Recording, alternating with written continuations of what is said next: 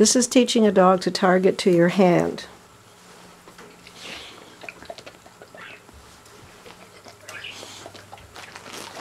So all you do is empty hand, put it out. Again, Quincy knows this one. When your dog touches it, you slide the treat into your hand with the other hand.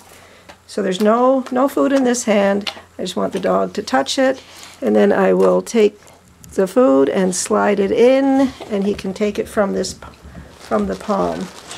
Let's try that one more time.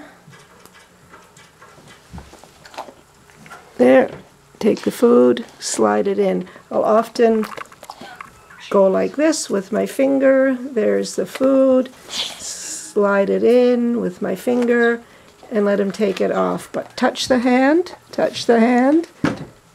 slide it in, take the food. So it's important that he takes the food from your palm. This is to get him to think that the palm of your hand, as you can see with Quincy, is an important thing for him. And then you build up so that he touches more times than one. Okay? Other side, same thing. Other hand, good boy. Same thing.